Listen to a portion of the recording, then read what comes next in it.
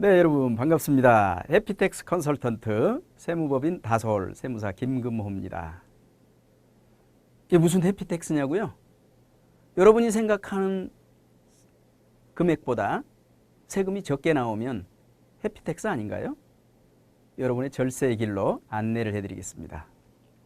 이번 시간에는 증여에 대해서 좀 살펴볼 텐데요. 증여의 기본 개념, 그리고 증여세는 어떤 사람이 내는지, 또 증여세 계산할 때 증여재산가액은 어떻게 계산하는지 여기에 대해서 살펴보도록 하겠습니다. 우선 증여는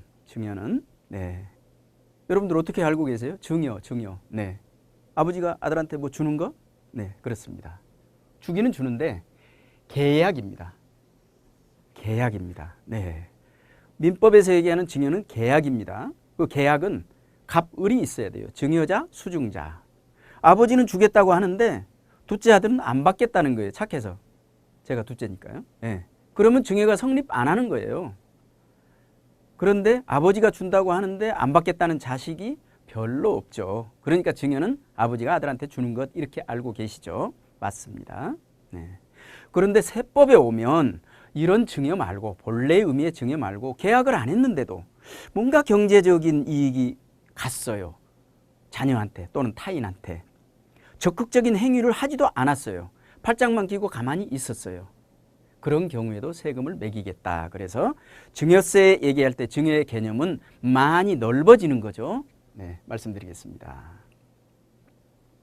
어떻든 증여는 증여받는 사람이 세금을 내게 되는 거죠. 네, 상속과 다릅니다. 네. 자, 민법상 증여뿐만 아니라 거래의 형식 등에 불구하고 경제적 실질이 무상이전인 경우에는 세금 매긴다. 그리고 완전 포괄주의 이래서 경제적 실질이 이전만 됐으면 세금 매기겠다 하는 겁니다. 네. 그래서 증여의 개념이 굉장히 이쪽에 와서 넓어졌다라는 정도 개념을 이해해 주시면 되겠고요. 이제 증여세는 그러면 어떤 재산에 세금을 매기냐? 수증자를 기준으로, 수증자가 국내에 살고 있는 사람이면 증여받은 국내외의 모든 재산, 해외에 있는 재산까지 세금을 다 내야 됩니다.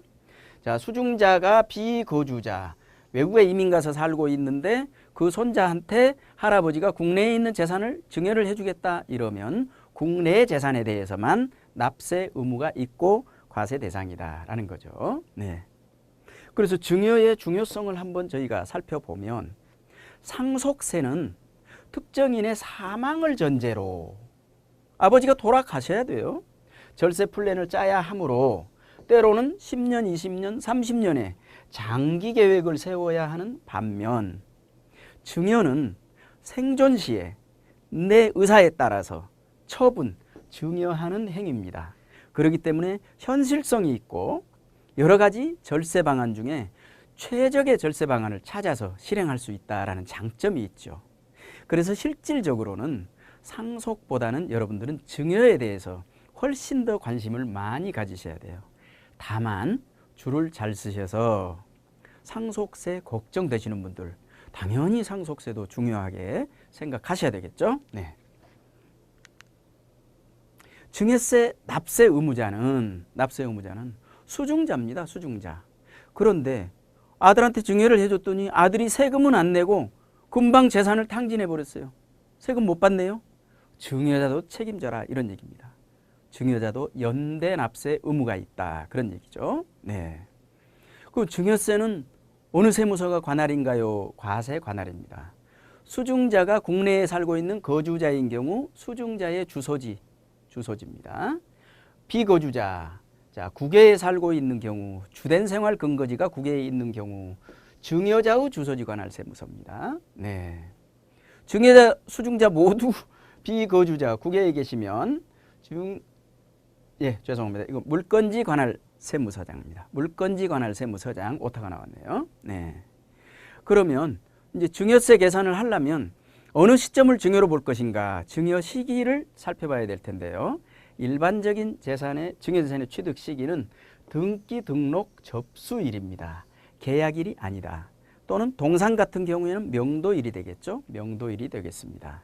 증여는 계약이라고 그랬죠.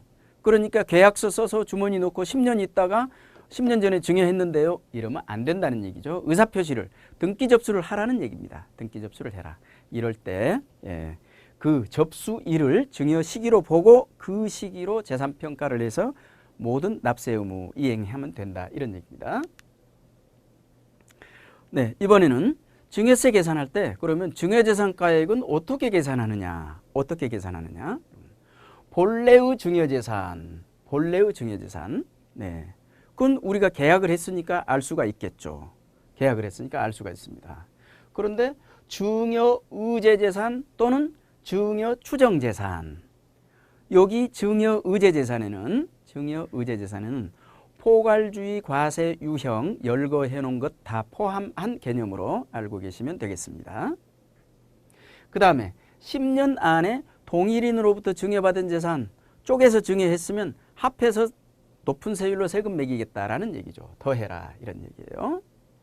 네, 특별히 자본거래 관련 합산 배제 증여재산이 있는 경우에는 그건 빼라.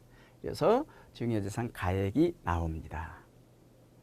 10년 이내에 동일인 증여재산이 합산되니까 당초 증여 절세 효과가 있느냐 없느냐 이런 얘기 궁금하시죠?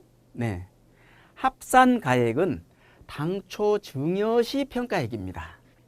그렇기 때문에 가격이 상승했다면 절세 효과가 있는 것이죠. 네. 자, 사례를 볼까요? 당초 20억 원의 재산을 증여했는데 상속 개시일 또는 현재 30억 원인 경우에 20억 원으로 합산한다 이런 얘기입니다. 그렇기 때문에 부동산 가격이 올랐기 때문에 절세 효과가 있다라는 것이고 극단적으로 부동산 가격이 내렸다면 절세 효과가 없는 것이죠. 네. 자, 앞에 설명드렸던 민법상 증여재산, 이거는 뭐 경제적 가치가 있는 모든 물건, 재산적 가치가 있는 법률상 또는 사실상 모든 권리를 포함한다. 다만 일신 전속, 무슨 자격증 이런 건 안 되는 거죠. 변호사 자격, 무슨 세무사 자격, 그게 증여가 되나요? 안 되죠. 상속도 안 되는 거죠. 마찬가지입니다. 네. 완전 포괄주의 과세제도, 예시 유형, 자산을 비싸게 팔거나 또는 싸게 팔거나, 자본거래 관련, 합병, 증자, 감자 관련, 또는 금전 무상대출 또는 낮은 이율로, 현재는 4.6%인데 연 기준금리가, 금융거래할 때 일정 요건에 해당되면 세금 매긴다, 증여세 매긴다 이런 얘기입니다. 토지 등 무상사용, 아버지 땅 위에 아들이 건물 지어서 월세 받았다, 무상사용, 그럴 때 증여세 매기는 규정입니다. 금전 무상대출은 동생이 집 사는데 형님이 여윳돈이 있어서 5억을 이자 안 받고 빌려줬다, 증여세 내라 이런 얘기입니다. 다음에 재산 취득 후에 재산가치 상승, 예를 들어서 자기가 미성년자 등 경제적 그 행위 능력이 없는 사람이 재산을 취득했는데 5년 안에 개발사업 시행이나 뭐 이렇게 돼서 재산가치가 갑자기 올라가면 세금 매기겠다 이런 얘기입니다. 굉장히 중요한 내용입니다. 미성년자 관련해서.